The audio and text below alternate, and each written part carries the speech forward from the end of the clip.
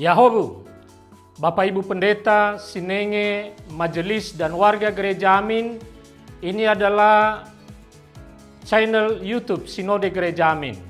Karena itu, bagi yang mencintai Gereja Amin, tontonlah, subscribe, like, dan bagikan. Gereja Amin yang tangguh, mandiri, dan peduli. Tuhan Yesus memberkati.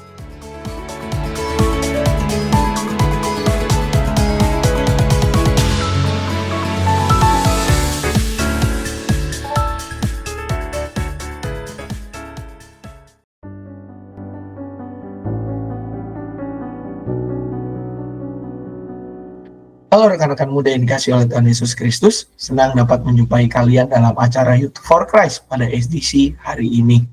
Renungan kita pada kali ini berjudul Menghidupi Firman Sejati yang diambil dari Roma 2 ayat 17 sampai dengan 29. Sebelum kita merenungkannya bersama, mari kita berdoa.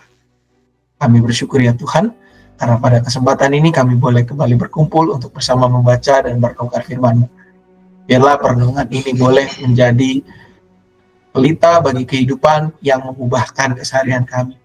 Dalam nama Anak Tuhan Yesus Kristus kami berdoa. Amin. Rekan-rekan, yang menjadi pusat refleksi kita diambil dari Roma 2 ayatnya yang ke-29. Roma 2 ayatnya yang ke-29 berbunyi demikian. Sunat sejati ialah sunat di dalam hati secara rohani, bukan harfiah.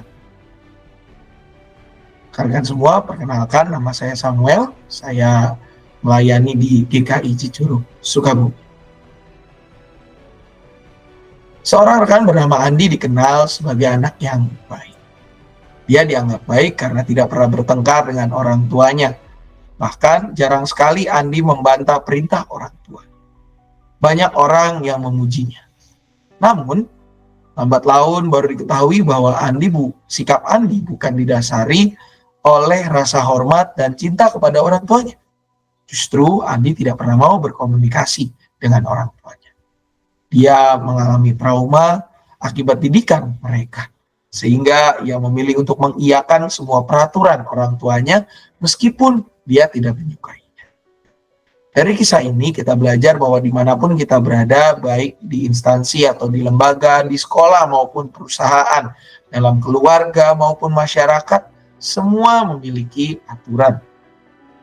Tentu peraturan dibuat untuk mengatur dan menolong setiap orang di dalamnya agar bisa bersikap lebih baik. Ada bobot, norma, dan nilai tertentu yang masuk dalam aturan tersebut. Tentunya sejauh orang di dalamnya mengerti. Namun faktanya tidak sedikit orang yang hanya menjalankan peraturan tanpa mengetahui maknanya. Begitu juga dalam konteks jemaat di Roma. Paulus memberi nasihat agar mereka tidak hanya taat terhadap hukum Taurat, tetapi tidak mengerti makna dan esensinya. Mereka hanya menjalankan karena menganggapnya sebagai kewajiban yang tidak dapat ditawar. Peraturan menjadi ritus keagamaan yang tidak menolong manusia untuk menjadi jauh lebih religius dan mengenal Tuhan lebih dalam. Rekan-rekan muda, Paulus mengajak kita untuk memaknai setiap hukum atau aturan dengan dasar pemahaman yang lebih mendalam, sehingga kita dapat melihat aturan-aturan tersebut dari perspektif yang jauh lebih luas. Mari kita berdoa. Kami bersyukur ya Tuhan, kami boleh mendengarkan firman-Mu. Biarlah firman ini mengubahkan kami untuk menjadi para rekan-rekan muda yang mau mengerti dan mendalami segenap firman-Mu, termasuk aturan-aturan ataupun hukum-hukum yang ada yang Kau hadirkan di sekitar kami. Mampukan kami untuk selalu memiliki perspektif yang terbarukan, yang menolong kami untuk memuliakan nama-Mu lewat ketaatan yang sejati. Dalam nama Anak Tuhan Yesus Kristus kami berdoa. Amin. Demikianlah renungan kita pada hari ini. Jangan lupa untuk subscribe, like, dan membagikan video ini kepada yang lain. Tuhan memberkati.